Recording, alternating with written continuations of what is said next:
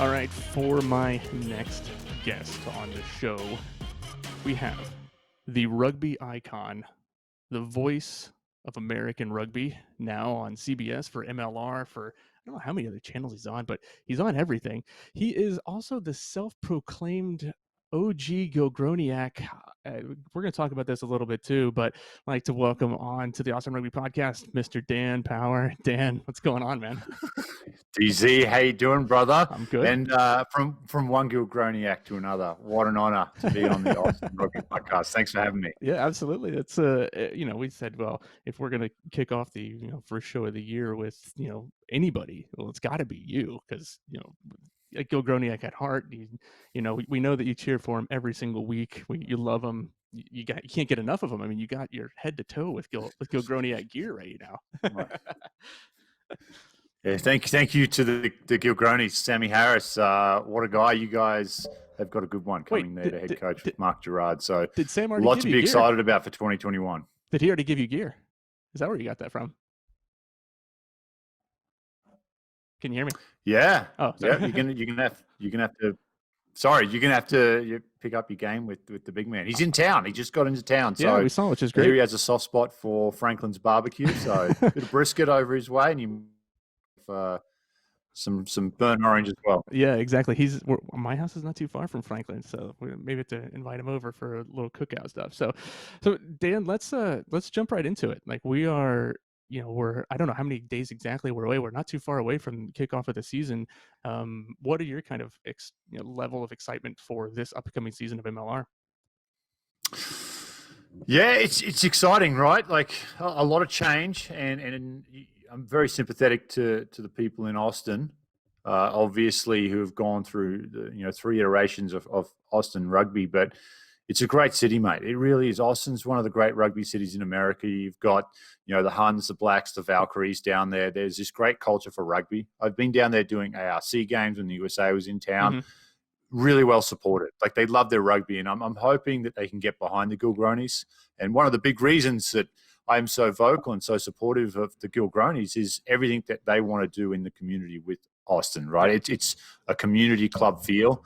And I understand there's some history there, mate. And I think that the best thing is just look past that, kind of look to the future and get around it and embrace that professional franchise and move forward together. Yeah, absolutely. I definitely agree with you on that. This is one of the things we've been trying to push for the past 2 or 3 years is say, how do we get everybody together to build a stronger rugby community? And I think that what this organization that has come in since around this time last year, they've really promoted this building of the community, this building of ground up rugby, this how do we build training facilities and things that will feed into not just the Gilgronis but the USA Eagles and further on. So I think that's important for everybody right now.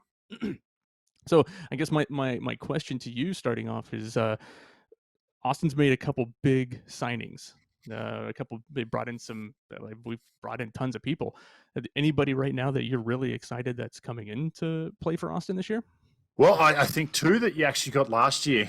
Kurt Morath. I mean, I'm a big fan of Kurt Morath. And his sultry eyes. Bill the Drill, Will McGee. Oh, yeah, you got me on that one. How about that? Did you ever think you'd see a day where Austin would be billboard laden with Kurt Morath? Like, what is it, 6 billboards, 5 billboards went up? 13. How good is that? 13. 13. Oh, I'm sorry, Kurt. Yeah. He deserves 33. Yeah, He's right? that good. New signings. I really like McLean Jones. Yeah. I think just because he's an Aussie, or no? There's always that tendency to kind of know those guys a little better, but and the other one was another Aussie as well. So Mac Mason. But well, yeah. I'll be interested to see how they use Mac. Yeah.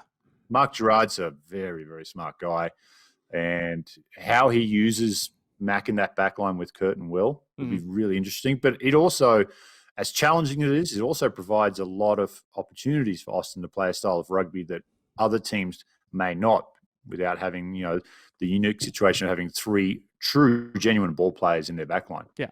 Well, I mean, technically all 3 of them have played international players. Like I think because Mac Mason he played for the Wallabies a couple caps if I'm not mistaken, but I may be mistaken on that one. But at least at quality level, he was close to Oh, his right behind Bernard Foley, I believe. Maybe not. I don't know. he was his understudy for quite a long period of time. Yeah, So but yeah, that's exciting, and I think it's you've listed a lot of backline players. Anybody in the forward pack that you're excited to see? The engine room, if you will. you know, again, not a new signing, but two guys I really like, and I'm going to throw out another OG here. Yeah. Dustin is Mason Pedersen, Oh and man, the talking to, hitman. to Sam Harris, he was like the hitman. Bastro tail between the legs, back to France, will never come back again. Don't, he's still got Big Mace's shoulder imprint right in his chest. But Absolutely. to hear that he was a priority, yeah, for the Gilgronis to get back was great. I think he's a real talented young kid, and I love Dom Aquina. I mean, Oh man, there's a lot to like about Dom, just the personality, the look, the athleticism, but the reports potential. are he's just a great guy as well, Yeah, and a real hard worker. yeah, Yeah, yeah. He'll actually be on the next episode of the podcast, so that'll be good. Actually, both of them, Pete Mason and Dom, will be oh, on the next one, so that'll be fun. You'll have to tune in. look at that. It's almost like we planned it. But yeah, I think when on MLR kickoff, for those of you listening and for those of you watching and you don't know, but yes, this Jan Power is the host of MLR Kickoff podcast with Mr. Pete Steinberg. You talked with Sam, and that was kind of surprising. The first thing that he talked about was, I don't know if it was like the first player that he wanted, but at least a cornerstone of what he wanted to bring back was Mason Peterson. And so I think that's that says a lot to him and the quality of player that he is. So we're also excited for that one as well.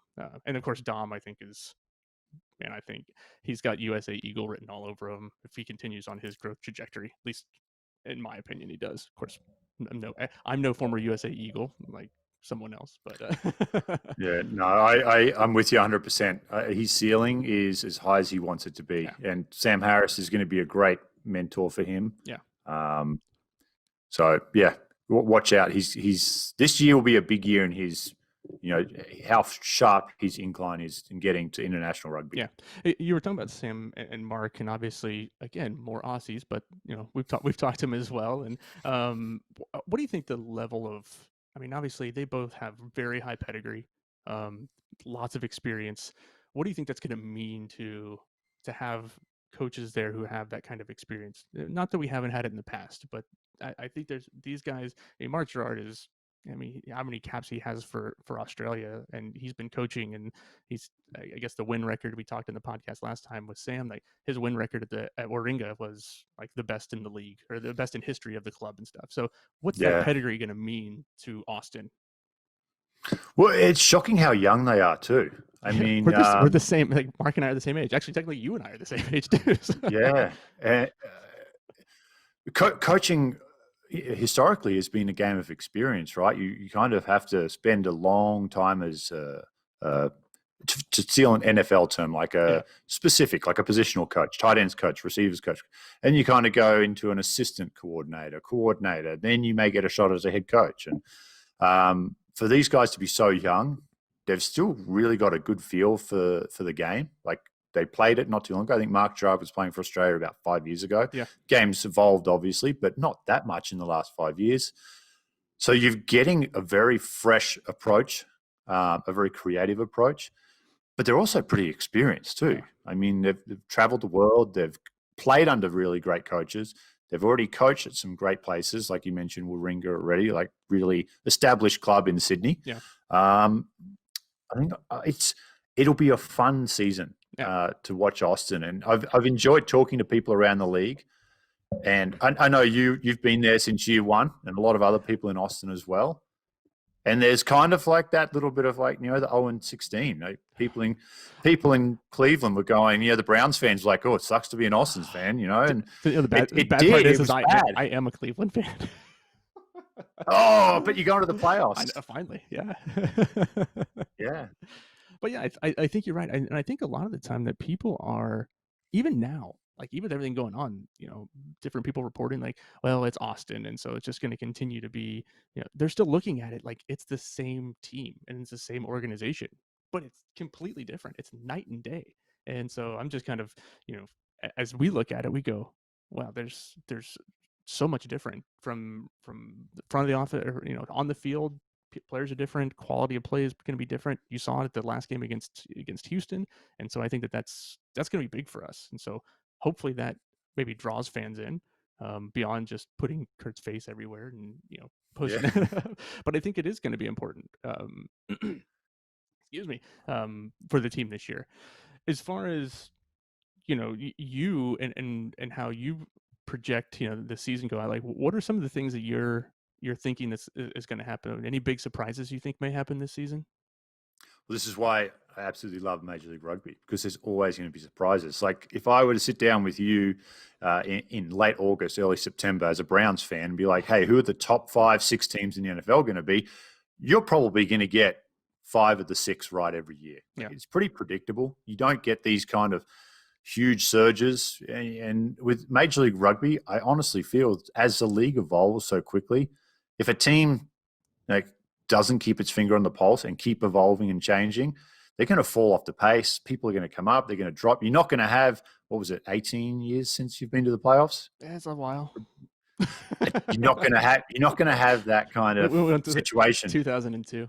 Yeah, it's an 18 Yeah, years. Tim Couch. Yep. Yeah. God, that hurts. Okay. I'm sorry. Also, same colors almost too. That's A the little bit. yeah. A little bit of that brown orange. And Yeah. So yeah, I mean, I think it's one of those things where the what you're talking about is everything's going to be different, and I think last year, and people had an idea of what was going on and the team was changing, but I think going into this year, I don't think anybody it knows what's going to happen. I think it's kind of like an up in the air. Seattle, the back-to-back champions, they a lot of players that left. We got the Fabio of rugby, Mr. Jeff Hassler, coming to play for us now. So I think that's also one of those things that you, people talk about, like, oh, Austin may finish last again. I saw that the other day. I was like, give me a break. Like, how do you even know? Like the quality? Do you not see the quality of players yeah, that come into Austin right now?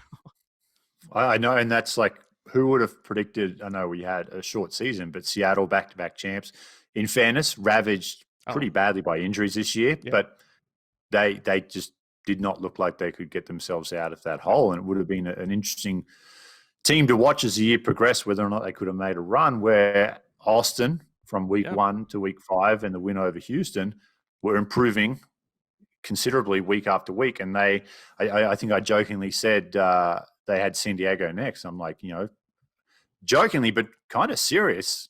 They could beat San Diego. This could be like an upset, and I truly believe that it was possible. yeah. I think at that time we were getting ready to, right before the end of the season, before it got canceled. We were getting ready to Christian Osberg had just come in and was getting ready to get in and start playing. We talked about, and then also you had all the guys who you would have had. Grant, I think Kurt got hurt in that Houston game, so you would have had Will playing at fly half, and ready to go in and ready. You had a more cohesive unit, I think, moving towards that way. Mm-hmm. So coming off that would have been, I would have loved to seen it. Don't know what would have happened, but we can shoulda, coulda, woulda. But Would have won it all, buddy. we We would have won it all. just like we won the rugby, the digital championship for the That's it. rugby. That's it. Yeah. So let's talk a little bit about broadcasting right now. So one of the guys in the supporters group, his name's John. We love John. John, however, is deaf and can't come on the podcast. So he sent a question he had for you. His question was about the quality of broadcast in MLR. And do you see like what new things will be implemented or could be implemented this year in the quality to help improve the quality of broadcast? We always talk about each team has their own broadcast team, and it kind of feeds into the different locations. But what do you feel are some important things that are going to happen in this year's broadcast booth? It's actually a pretty. Virtually, I think, is what you guys are doing. All broadcast virtually. Is that right? It is. It is. We are. Sorry if I get you in trouble for saying that. I don't know. Actually, I don't know if I will or not. But if you don't see me this year, it's Dustin's fault. It's okay. I could always use a co-host. Yeah. So the I think it was MLB kind of jumped first and started doing remote broadcasts. It was just to limit traffic going to stadiums with obviously COVID and all that stuff. we're probably going to definitely start that way. Yeah. We're going to look at a studio kind of based, and we've done it before. There's been some situations. I've called games. I call games in the ARC. It's actually kind of funny. We called the game, I think it was Canada and Brazil, in Brazil. And I was with James Patterson, great guy. Yeah. And I said, check the weather. They're like, try to pretend that you're there. You're in Rio de Janeiro, having a great time. Yeah. I go, check the weather for me, mate. And he goes, oh, yeah. So he pulls it up, and we're in the studio at ESPN, and there's no reception. So his phone hadn't updated from about 6 hours earlier, and he's like, oh, it's sunny. It's like, perfect. Beautiful. It's gorgeous weather here. And next thing you know, torrential rain. Just boom, pours down. I was like, oh, God, this doesn't look very professional at all. But so there will be some challenges, but people really do care about the broadcast side of things. I get a lot of messages and emails and comments, and I must say, I will miss getting out to the fields and meeting the fans. Yeah. Rugby fans, best in the world. It's so cool getting out there. I had a great time in the first couple of seasons in Seattle. Like their fans are unbelievably passionate. Their sports fans in general are passionate in Seattle. Yeah. Ridiculous. Just getting up there and talking to those people, I will miss that. But in terms of the broadcast, you've got to compete in this landscape. You've got to have a product on TV that people cannot tell the difference between NFL, NBA, MLB. Now, we don't have the budget that those have right now, and that's understandable. So we've got to be creative. We've got to be entertaining. And as a commentator, my role almost becomes that of a salesperson as well. I've got to sell the league. Yeah. So I've got to understand what's the best way for me to call this game, not only for both these teams and their fans, so they feel like they get a bipartisan fair call, but what's best for the league as well. And it's tough. It's a juggling act, and you've got to be really, really good at making a broadcast more about what's happening on the field. Yeah. And not about myself. Like, I'm not the star of the show. I don't want to be the star of the show. Come on. No. I want to make sure that my co-commentators have ample time to do what they're good at. Brian Hightower, Pete Steinberg, Mike Tolkien, all those guys. Yep. Give them a chance to get that rugby IQ out there and help new fans to the game. And obviously the players. The players have to be the stars. We've got to build. You're a marketing guy. We've got to build the brand of the players. If we don't, people don't care. There's got to be an emotional attachment to who puts on that jersey. And once there is, hooks are in, the game sells itself after that. Yeah, definitely. Do you think that, obviously apart from, the final on CBS, do you foresee, a bigger push to show matches? And again, I don't know what gets discussed between MLR and, these major sports television organizations, for Fox or Fox Sports or ESPN, getting off the ESPN Plus and getting onto ESPN One, man, even ESPNU for Pete's sake. Classic, the Ocho. I don't know. There's cup stacking, yet we can't get rugby on there anymore. So, I don't know. It's a pretty simple algorithm. It all comes down to money. Yeah. So who's willing to pay? It's why golf is such a popular sport, because it's on the screen. It's slow. If you're an advertiser and you put your advertisement at the back of a tee box, the camera sits there for 90 seconds while they're talking to their caddy. And it's like, there's value there. Rugby's a fast game. Yeah. So they've got to find the value proposition to say, hey, we're going to get numbers. We're going to get an audience. People have to watch. Yeah. I mean, if you're at home, turn your TV on, put it on. Even if you're doing something else, just put it on, get the numbers up, boost them. And, advertisers will notice that. CBS, Fox, ESPN, they've got an internal department that takes care of that. Yep. And if the numbers are there, they'll put it in front of a advertiser, and they'll be like, hey, this block of television on a Saturday evening is, CBS Major League Rugby. We get 1 million people watching. Yeah. But fingers crossed there, Dustin. 1 million people. That's my goal for this year. But man, that would be awesome. I mean, it's true. I think you talk about building the brand. It's all about building the brand, not just of Major League Rugby, of the players, of the cities that they're in, and organizing that together. Who are you putting your brand behind right now? We'll go. Who's your brand in Austin? Who do you want to build a brand around? And then who's your MLR build a brand around? Which player? You've mentioned them both. Okay, so I would get Jeff Hasler on every billboard that Kurt Morath's on. And I joked about traffic jams. Has will probably cause some traffic jams. Probably. That's a good looking rooster right there.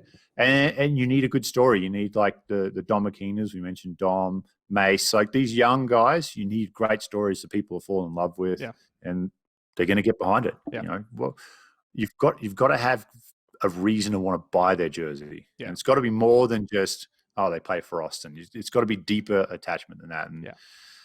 there's people working on it. We're getting there, Yeah. but we're fighting against a lot of noise. This is a great sports market, best sports market in the world. Yeah. So I think you can look at the Austin FC fans and the passion that they've had. Now, granted, Major League Soccer is at a different level than what we're at right now, but I know like the trajectory for us in MLR is good. Like it's high. We're growing. Again, million fans watching, that would be fantastic. I think that if you look at that, how do you say we tap into that Austin Austin FC market? How do we pull some of the people from the green into the orange? yeah, well, how many of those are actual soccer fans, and how many are Matthew McConaughey fans, who is like as Austin as they come? Yeah. So if McConaughey is to soccer, we need our, Joe We need Rogan. our Joe You and I Rogan. talk about it. There he is, Joe Rogan. If Go, you're go. watching or listening, Yeah. I'm begging you. I download your podcasts. You owe me. yeah, That money from Spotify, I was the one who tipped you over the edge. yeah, And no, but like a guy like that who has a huge market, he has a huge following, it just takes well one. known. Yep. And They don't have that they don't have to fan be base, Austin fans. They just have to be no. fans of the sport.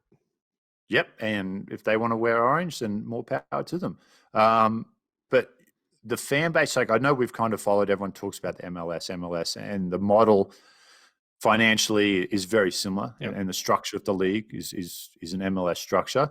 I think the fans we need to go after are the UFC fans. Yeah, Like I I agree. think it's what happened with the UFC and the Ultimate Fighter is we need our Ultimate Fighter moment.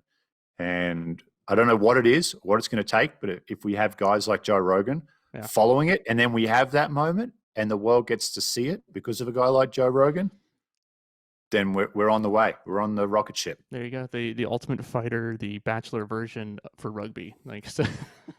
Yes. Yeah. Well, maybe find some great stories and put them. And this is just spitballing here with you, but put some people that people can get behind, grab them, and put them in a preseason camp, and the winner gets a contract in the MLR. Yeah, I mean, You know, there's nothing wrong with that. I mean, no, that's a way to just to draw fans in. People are going to watch. I mean, especially right now. Like this has been a difficult year for so many reasons. 20 difficult post season years, what I'm calling it, because there's been nothing. There's been no rugby. Like I went down and I was just watching NRL like for a couple months just because it was the only thing on. Granted, I enjoy it. yeah, I like NRL. Like people in Austin and other Major League Rugby fans may hate me for saying that, which I but again, we haven't had any rugby, and so now that we're actually trying to get it, I think it's how do you fill that gap right now? There could have been something. I think there's still opportunity. So that's my opinion. But yeah. No, I'm with you 100%, man. And it's easy to sit down and look at the last, close to 12 months now. Once we get to March when the season was shut down, and look at all the negatives, and there's a lot. Yeah. And we can sit there and harp on it, or we can do what you're trying to do and say, let's pull the positives. Let's retrospectively look at what we could have done better and how we can do things better, and let's do it better. Let's get together and make this work. So yeah, it's exciting times. it definitely is. And, we look forward to the season. We look forward to, watching you, listening to you, broadcast the games from the comfort of your own studio, your own home, wherever it may be, right there. And, but, and then we look forward to, hopefully getting past it and getting into having you in Austin for some of that brisket, some of that barbecue. Yes. Look out. That's gonna be one you're going to miss, I bet. What's the barbecue place? It's so if you go downtown, you cross the river and you head down a little bit. There's a barbecue spot down there. That Scott Green took me down there. MLR ref, great guy, Scott Green, Austin native, one of the best. He took me down there. It was unbelievable. Such good barbecue, and I can't remember what it was called. Tell you what, Scott, I know you listen to the show. Tell me what that place was. Scott, I don't know if you do listen to the show, but if you do, tell them what the place is. If you go far enough south, Valentina's is one that I'll put Valentina's barbecue up against pretty much every barbecue in Yeah, town. I love Valentina's. Like, brisket yeah. tacos, man. Who doesn't love brisket tacos? I I love them, I know, right? hands up. Yeah. Well, Yeah, Dan, really enjoy you coming on, chatting a little bit, and we look forward to the next season. One of the OG Gogroniacs himself, Mr. Dan Power. Thanks for joining. Any last words? Any last uh, words of wisdom and hope for Austin fans? yeah. Say your prayers, take your vitamins, Wait a and minute. Hold just on. Hold remember on. what you gonna do, brother. What you gonna do when Bill the Drill runs wild on you? There you go. Yes. Thank you, Mean Gene. Dan, thanks so much, man. Appreciate you coming on. Enjoy the rest of your day. Anytime, Dustin. Cheers. Go Gilgronis. See you, mate.